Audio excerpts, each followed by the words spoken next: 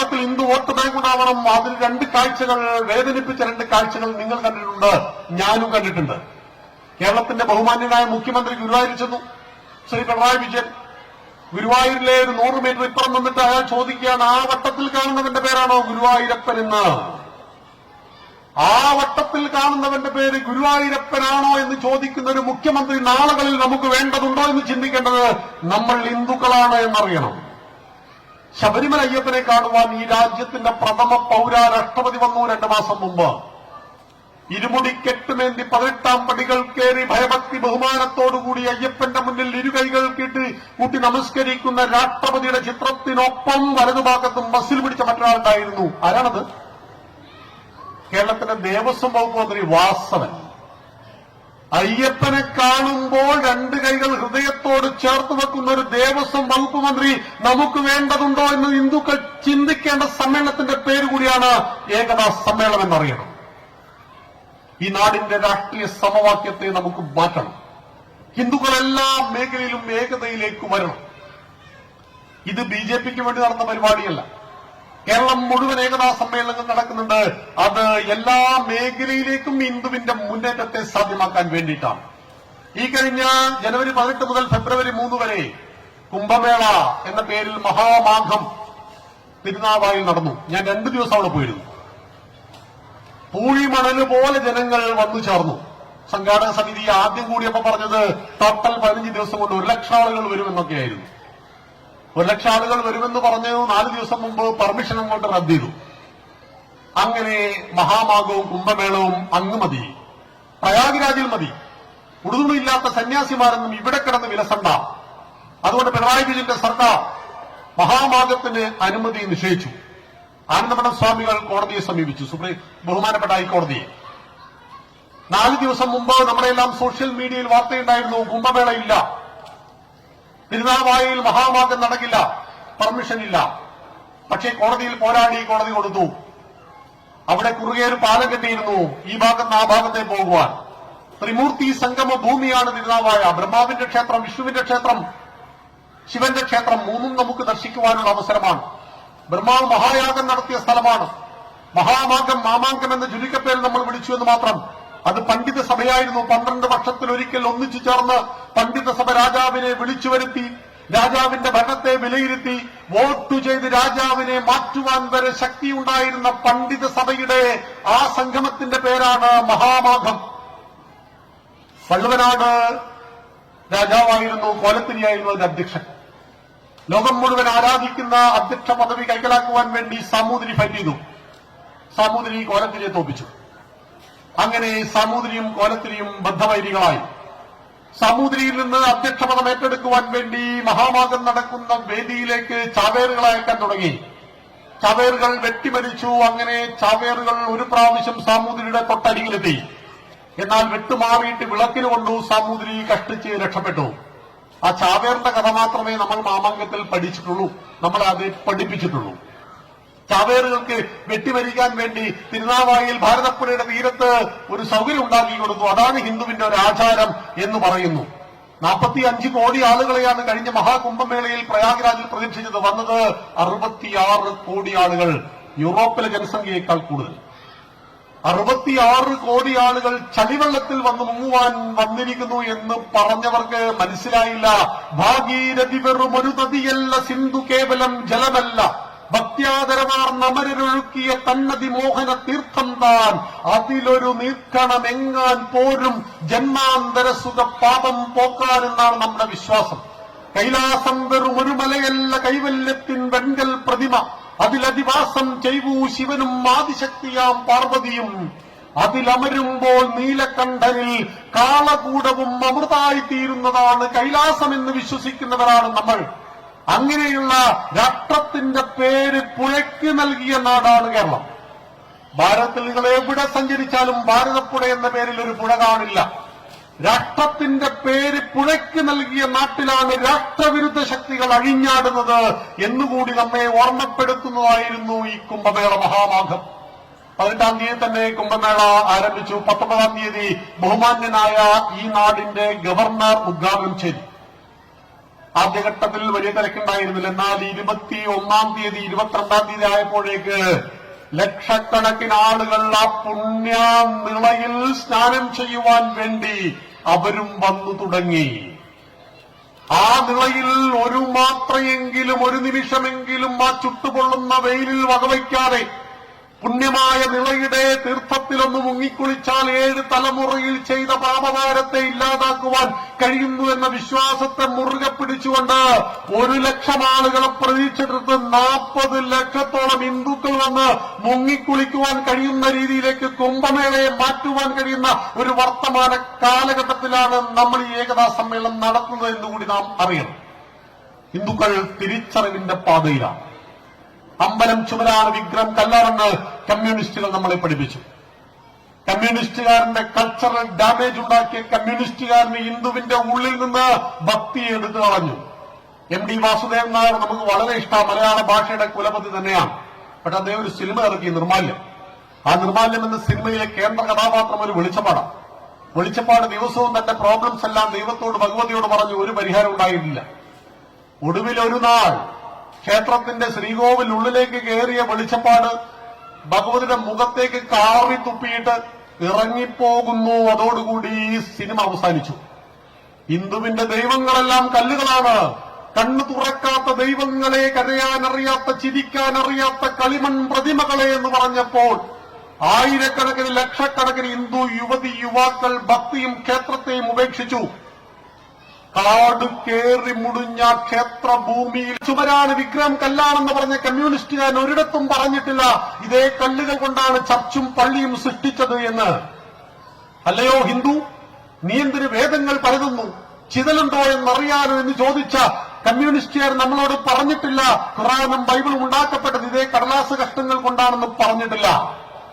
ഹിന്ദു വിരുദ്ധ കമ്മ്യൂണിസം 60 വർഷം, 6 പതിറ്റാണ്ട് ഹിന്ദുവിന്റെ തലച്ചോറിലേക്ക് അടിച്ചു കയറ്റി യുക്തിവാദബോധത്തിന്റെയും നിരീശ്വരവാദത്തിന്റെയും ഹിന്ദു വിരുദ്ധതയുടെയും പ്രേതങ്ങൾ ഇന്നും ഹിന്ദുക്കൾക്കിടയിൽ ജീവിക്കുന്ന ഒരു വർത്തമാന കാലഘട്ടത്തിൽ അമ്പലം ചുമരാണ്, വിഗ്രഹം കല്ലാണെന്ന് പറഞ്ഞ വാദത്തെ ഉപേക്ഷിച്ച് അമ്പലക്കമ്മിറ്റിയുടെ പ്രസിഡന്റാകുവാൻ ഓടി നടക്കുന്ന ലോക്കൽ സെക്രട്ടറിമാരുടെ നാട്ടിൽ അമ്പലങ്ങളിലേക്ക് തേനീച്ച കൂട്ടങ്ങളെ പോലെ കയറി വരുന്ന ഹൈന്ദവ ജനതയ്ക്കുള്ളിലേക്ക് രാമന്റെ, കൃഷ്ണന്റെ സന്ദേശത്തെ എത്തിക്കുവാൻ അനുയോജ്യമായ കാലഘട്ടമാണിത്. കടന്നു ചെൽക എങ്ങുമേ നഗരഗ്രാമഭാവമായി നിറഞ്ഞിടുന്ന ജീവിത തുടിപ്പുകൾ തിരഞ്ഞു നാം അതിൽ പകർന്നൊഴിക്ക ദേശസ്നേഹഭാവധാരകൾ കൊളുത്തിവയ്ക്ക ശുദ്ധ ധ്യേയ ബോധമാം വിളക്കുകൾ. അറിവിന്റെ, സനാതന ധർമ്മത്തിന്റെ, പവിത്രമായ നമ്മുടെ സംസ്കാരത്തിന്റെ, ഹിന്ദുവായതിൽ അഭിമാനിക്കുവാൻ എന്തുണ്ട് എന്ന ചോദ്യത്തിന്റെ ശുദ്ധ ധ്യേയബോധത്തിന്റെ പ്രകാശങ്ങളെ ഹൈന്ദവ മനസ്സുകളിൽ ചേർത്ത് കോർത്ത് കത്തിച്ചു വെക്കേണ്ട ഒരു വർത്തമാന കാലഘട്ടത്തിൽ കൂടിയാണ് നാം ഹിന്ദു ഏകതാ സമ്മേളനം ഇവിടെ വിളിച്ചു ചേർത്തത്. ഒരായുഷ്കാലം മുഴുവൻ കമ്മ്യൂണിസത്തിന് വേണ്ടി വിപ്ലവ കഥകളും കവിതകളും രചിച്ചൊരു കവിയുണ്ടായിരുന്നു, വയലാർ. ബലികുടീരങ്ങൾ എഴുതിയ അദ്ദേഹമാണ്. രാവണപുത്രി എഴുതിയ അദ്ദേഹം. രാവണന്റെ മകളായിട്ട് സീതയെ പറയുന്ന കമ്പരാമായണത്തെ അധികരിച്ചുകൊണ്ട് രാവണപുത്രി എഴുതി ഹിന്ദുവിനെ അവഹേളിച്ചു വയലാർ. മാറിൽ തുളഞ്ഞു കേറും രഘുവീരന്റെ ബാണങ്ങൾ ഓരോന്നായി വലിച്ചെടുത്തിയിടവേ കണ്ണു നിറഞ്ഞുപോയി രാവണന് അക്കാട്ടുപെണ്ണിൽ പിറന്ന മകളാണ് മൈഥിലി എന്ന് പറഞ്ഞ ശുദ്ധമായ മലയാളത്തിന്റെ വക്താവായ വയലാർ. താടകയെ കൊണ്ട് രാമനെ ചുംബിപ്പിച്ചു വയലാർ. ഘോരരൂപിണി താടക ഭയങ്കരി വന്മല ചിറകറ്റ് വീഴുന്നത് പോലെ രാമബാണമേറ്റ് മരിച്ചു എന്ന് മലയാള ഭാഷയുടെ പിതാവ് അധ്യാത്മരാമായണത്തിൽ പറയുന്ന ഈ ദുഷ്ടഭയങ്കരിയെ കൊണ്ട് രാമന്റെ കാമുകിയാക്കി വയലാർ. ആ രാത്രി സ്വപ്നവും കണ്ട് വനനദീ തീരത്ത് ശ്രീരാമചന്ദ്രൻ ഉറങ്ങവേ കാട്ടിലൂടെ അനങ്ങാതെ ഒച്ചയുണ്ടാക്കാതെ ഓട്ടുവളകൾ കിലുക്കാതെ ദാശരഥിന്റെ അരികത്തനുരാഗദാഹ പരവശയായി വന്നു താടക. ഞൻപടുവാർന്ന യുവാവിന്റെ കൈകളിൽ തോൽവരയെത്തിക്കിടന്ന കാർകുന്തലിൽ ഹേമാങ്കകങ്ങളിൽ താടകതൻ തളിർത്താമരമൊട്ടിളം കൈവിരലോടവേ അജ്ഞാനമേതോ മധുരാനുഭൂതിയിൽ അർത്ഥസുത്താന്തർവികാരമുണരവേ ആദ്യത്തെ മാദക ചുംബനത്തിൽ തന്നെ പൂത്തുവിടർന്നുപോയി രാമന്റെ കണ്ണുകൾ. താടകയെ കൊണ്ട് രാമനെ ചുംബിപ്പിക്കുവാൻ നാണമില്ലാത്ത കവികൾ പിറന്ന നാട്ടിൽ ആ കവിക്ക് തിരിച്ചറിഞ്ഞു, ഈ പവിത്രമായ സനാതന ധർമ്മത്തോട് ഞാൻ ചെയ്തു പോയ മഹാപരാധങ്ങൾ മുഴുവൻ പൊറുക്കാൻ വേണ്ടി, കമ്മ്യൂണിസത്തെ ചവറ്റുകൊട്ടയിലേക്ക് വലിച്ചെറിയാൻ വേണ്ടി മരിക്കുന്നതിന്റെ ഏതാനും വർഷങ്ങൾക്ക് മുമ്പ് വയലാർ ഒരു കവിത രചിച്ചു. വാളല്ലൻ സമരായുധം ജനജനധ്വാനം മുഴക്കിയിടുവാൻ ആളല്ല, എന്റെ കരവാള് വിറ്റൊരു മണിപ്പൻ വീണ വാങ്ങിച്ചു ഞാൻ.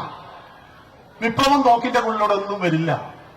വിപ്ലവം നടത്തിയിട്ട് ലോകം മുഴുവൻ കമ്മ്യൂണിസ്റ്റ് വൽക്കരിച്ച് ഉള്ളവരും ഇല്ലാത്തവരും തമ്മിലുള്ള അന്തരത്തെ ഇല്ലാതാക്കി രാജ്യത്തെ മുഴുവൻ ഏകമാക്കാമെന്ന് പരിശ്രമിച്ച കമ്മ്യൂണിസം യുഗോസ്ലാവിയയിലും ചെക്കോസ്ലാവിയയിലും റുമേനിയയിലും ഹംഗറിയിലും പോളണ്ടിലും കിഴക്കൻ ജർമ്മനിയിലും കംബോഡിയയിലും സോവിയറ്റ് റഷ്യയിലും പിറന്ന മണ്ണിലും പരീക്ഷിക്കപ്പെട്ടവനും ചവറ്റുകുട്ടയിലേക്ക് വലിച്ചെറിയപ്പെട്ട ആ കമ്മ്യൂണിസത്തിന് എന്റെ ആധ്യാത്മിക ചിന്തകളെ തടുക്കുവാൻ കഴിയില്ലെന്നും മനസ്സിലാക്കിയ വയലാർ എഴുതി, ആരണ്യാന്തര ഗഹ്വരോദര തപസ്ഥാനങ്ങളിൽ സൈന്ധവോദാര ശ്യാമ മനോഭിരാമ പുളിനോപാന്ത പ്രദേശങ്ങളിൽ ആരന്തർമുഖം ഈ പ്രപഞ്ച പരിണാമോദ്ഭിന്ന സർഗക്രിയാസാരം തേടിയലഞ്ഞു പണ്ട് അവരിലെ ചൈതന്യമൻ ദർശനം. ഈ പ്രപഞ്ചത്തിന്റെ നിഗൂഢതകളെ തേടി ആരണ്യകങ്ങളിൽ അലഞ്ഞ മഹർഷിമാരുടെ ചൈതന്യമാണ് എന്റെ ദർശനമെന്നും വാളല്ലൻ സമരായുധം ജനജനധ്വാനം മുഴക്കിയിടുവാൻ ആളല്ല, എന്റെ കരവാള് വിറ്റൊരു മണിപ്പൻ വീണ വാങ്ങിച്ചു ഞാനെന്ന് വയലാറിനെ കൊണ്ട് പറയിപ്പിച്ചതാണ് ഈ നാടിന്റെ സനാതന സംസ്കാരം. എതിർക്കുന്നവരെ മുഴുവൻ ഒന്നാക്കി തീർക്കുവാൻ കഴിയുന്ന സമന്വയത്തിന്റെ സംസ്കാരമാണ് ഈ മണ്ണിന്റെ സംസ്കാരം. എന്നാൽ വർത്തമാനകാല കേരളത്തിൽ നേരത്തെ ആമുഖ ഭാഷണത്തിൽ പറഞ്ഞതുപോലെ, സ്വാഗത ഭാഷണത്തിലൊക്കെ പറഞ്ഞതുപോലെ ഹിന്ദു ബിംബങ്ങളെ വക്രീകരിക്കുന്നു. ലോകാ സമസ്താ സുഖിനോ ഭവന്തു എന്ന് നേരത്തെ ഇവിടെ പറഞ്ഞപ്പോ അതിന്റെ മൂന്നാമത്തെ വരി കണ്ടുപിടിച്ചു മറ്റാരുമല്ല, നമ്മുടെ മുഖ്യമന്ത്രി. വല്ലാത്ത കണ്ടുപിടുത്തായിപ്പോയി. ഐസക് ന്യൂട്ടൻ ഭൂഗുരുത്വം കണ്ടെത്തിയത് പോലെയുള്ള കണ്ടുപിടുത്തം. സ്വസ്തി പ്രജാഭ്യാം പരിപാലയന്താം ന്യായേന മാർഗേണ മഹിമഹീഷ ഗോ ബ്രാഹ്മണേഭ്യ ശുഭമസ്തു നിത്യം ലോകാ സമസ്ത സുഖിനോ ഭവന്തു എന്ന ശ്ലോകത്തിന്റെ മൂന്നാമത്തെ വരി മാത്രം പറഞ്ഞു മുഖ്യമന്ത്രി. ഗോ ബ്രാഹ്മണേഭ്യ ശുഭമസ്തു നിത്യം. ഗോക്കൾക്കും ബ്രാഹ്മണനും സുഖം ഉണ്ടായാൽ എല്ലാവർക്കും സുഖം ഉണ്ടാവും. അപ്പൊ ഈ പശുവിനും ബ്രാഹ്മണനും സുഖം മതിയോ? ഞങ്ങൾക്കൊന്നും വേണ്ടേ? ഇതായിരുന്നു ചോദ്യം. ഹിന്ദുക്കൾ കൺഫ്യൂഷനായി. സ്വസ്തി, എല്ലാവർക്കും സ്വസ്തി, ശാന്തി. പ്രജാഭ്യാം പരിപാലയന്ത, പ്രജകൾ പരിപാലിക്കപ്പെടണം. എങ്ങനെ? ന്യായേന മാർഗേണ, ന്യായത്തിന്റെ മാർഗത്തിൽ. ആരാൽ? മഹിം മഹീഷ, ഭൂമി ഭരിക്കുന്ന രാജാക്കന്മാർ ന്യായത്തിന്റെ മാർഗത്തിൽ ഭൂമി ഭരിച്ചാൽ, നാട് ഭരിച്ചാൽ എല്ലാവർക്കും ശാന്തി സമാധാനം. കാർഷിക രാജ്യമായ ഭാരതത്തിന്റെ പ്രതീകമായ ഗോക്കൾക്കും ബ്രാഹ്മണൻ, ബ്രഹ്മതത്വത്തെ അറിഞ്ഞവൻ, സമാജത്തെ ലീഡ് ചെയ്യുന്നത് ബ്രാഹ്മണന്മാരാണ്. സാത്വികസ്യ സത്വപ്രധാനസ്യ ബ്രാഹ്മണസ്യ ശമദമ ഇത്യാദീനി കർമാണി. ഇന്ദ്രിയങ്ങളെയും മനുഷ്യനെയും നിയന്ത്രിച്ചുകൊണ്ട് അതീവ ബുദ്ധിശാലിയായ മനുഷ്യന്റെ പേരാണ് ബ്രാഹ്മണൻ. ചാതുർവർണ്ണം മയാസിഷ്ടം ഗുണകർമ്മ വിഭാഷ എന്ന് ഗീതയിൽ തന്നെ ഭഗവാൻ പറഞ്ഞിട്ടുണ്ട്. 4 വർണ്ണങ്ങൾ ഞാനുണ്ടാക്കിയതാ ഗുണത്തിന്റെ കർമ്മത്തിന്റെ അടിസ്ഥാനത്തിൽ. എന്നാൽ ഇന്ന് ആ ബ്രാഹ്മണ സമൂഹത്തെ നമ്മുടെ മുന്നിൽ വില്ലന്മാരായി ചിത്രീകരിക്കുന്നു. ശ്യാംകുമാർ എന്ന് പറയുന്ന ഒരു ഹിന്ദു വിരുദ്ധരുണ്ട്. അയാൾ പറയുക മുസ്ലിം സ്ത്രീകൾ പർദ്ദയിടാൻ കാരണം ബ്രാഹ്മണന്മാരാണെന്ന്. ഒരു പിടിയും കിട്ടിയില്ല. അപ്പോഴാണ് ഞാൻ ചുമ്മാ ഒന്ന് ഗൂഗിളിൽ സെർച്ച് ചെയ്ത് നോക്കി ഈ കേരളത്തിലെത്ത നമ്പൂരി ബ്രാഹ്മണന്മാരുണ്ടെന്ന് അറിയാൻ വേണ്ടി. 0.7%. 1% പോലും എടുക്കാനില്ല. ഈ 0.7% വരുന്ന ബ്രാഹ്മണന്മാരെ കൊണ്ടാണ് കേരളത്തിലെ മുഴുവൻ പ്രശ്നമെന്ന് പറയുമ്പോൾ ഹിന്ദുവിനെ പഴയ ജാതീയത ഓർമ്മിപ്പിച്ചുകൊണ്ട് ബ്രാഹ്മണൻ, ക്ഷത്രിയൻ, വൈശ്യൻ, ശൂദ്രൻ എന്ന ചാതുർവർണ്ണ വ്യവസ്ഥിതിയെ പുലയൻ, പറയൻ, നായർ, നമ്പൂതിരി എന്നാക്കി മാറ്റി നമ്മളെ തമ്മിൽ തല്ലിക്കുവാനുള്ള ഇടപാടുകൾ ഇപ്പോഴും നടക്കുന്നു. കർക്കിടകത്തെ രാമായണ മാസമായിട്ട് ആചരിക്കുവാൻ നമ്മൾ തീരുമാനിച്ചു. രാമായണം വായിക്കാൻ തുടങ്ങിയപ്പോ ഒരുപാട് പ്രോബ്ലം ഉണ്ടായി. ഈ അടുത്ത കാലത്ത് ഒരു വിദ്വാൻ പറയുക രാമായണം വായിക്കരുത്, അത് ബ്രാഹ്മണന്മാരുടെ കാല് പിടിക്കാനുള്ളതാണ് എന്ന്. അതിന് നമ്മുടെ ബാലകാണ്ഡത്തിലെ ഒരു വരിയുണ്ട്. കാരണഭൂതന്മാരാം ബ്രാഹ്മണരുടെ ചരണാരുണാംബുജലീന പാംസു സഞ്ജയം മമ ചേതോദർപ്പണത്തിന്റെ മാലിന്യമെല്ലാം തീർത്തു ശോധന ചെയ്തിടുവാൻ ആവോളം വന്ദിക്കുന്നേൻ. ബ്രാഹ്മണൻ എന്ന പേര് കേട്ടാൽ ശ്യാംകുമാറിന്റെ കിളിമോ. വേടന്മാർ വന്നു, ഞാൻ പുലയനല്ല, പാണനല്ല, പറയനല്ല, നീ തമ്പുരാനുമല്ല, ആണെങ്കിൽ എനിക്കൊരു അടുത്ത വരി ആർക്കും പാടാൻ കഴിയില്ല, അവന് മാത്രമേ പാടാൻ കഴിയൂ. അവന്റെ പാട്ട് നമ്മുടെ കുട്ടികളെ പഠിപ്പിച്ചാൽ നമ്മുടെ കുട്ടികൾ ഒന്നുമല്ലാതെ തീരും. അപ്പോഴാണ് നന്ദഗോവിന്ദം വന്നത്. രാധവൻ പ്രേമത്തോടാണോ കൃഷ്ണ, ഞാൻ പാടും ഗീതത്തോടാണ്. ഏറ്റുപാടുവാൻ ലക്ഷക്കണക്കിന് ഹിന്ദുക്കൾ, അമ്മമാര്, കുടുംബങ്ങൾ വന്നങ്ങോട്ട് അണിനിരക്കുകയാണ്. പൂഴി പോലെ, മണൽ നിറഞ്ഞതുപോലെ മനുഷ്യൻ നിറഞ്ഞിരിക്കുകയാണ് നന്ദഗോവിന്ദം ഭജൻസിൽ. എപ്പോഴാണ്?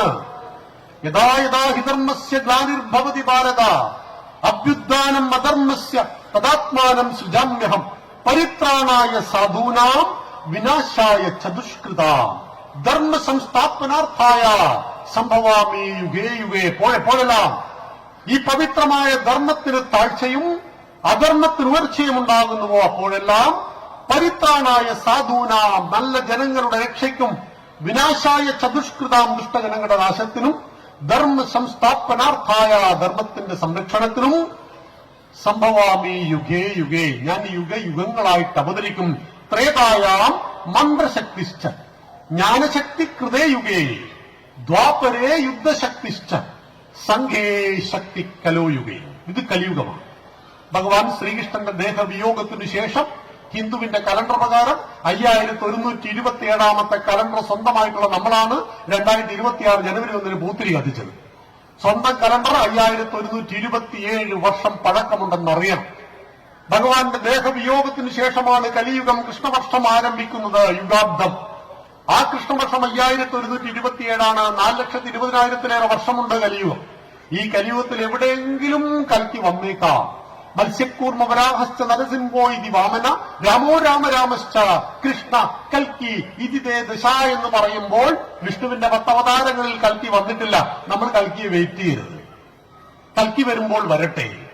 ഉദ്യമം, സാഹസം, ധൈര്യം, ബുദ്ധി, ശക്തി, പരാക്രമവും ഷഡേതേ പ്രവർത്തന്റെ. ഈ 6 ഗുണങ്ങൾ ഏതൊരു വ്യക്തിയിൽ പ്രകാശിക്കുന്നുവോ അവനിലൂടെയാണ് ഞാൻ പ്രകാശിക്കുക എന്നാണ് നമ്മുടെ ആചാര്യന്മാർ പറഞ്ഞിരിക്കുന്നത് എന്നറിയണം. അതുകൊണ്ട് ഉദ്യമം, സാഹസം, ബുദ്ധി, ശക്തി, പരാക്രമം ഈ 6 ഗുണങ്ങൾ സമന്വയിക്കപ്പെട്ടവരുടെ സമ്മേളനം കൂടിയാണ് ഹിന്ദു ഏകതാ സമ്മേളനം.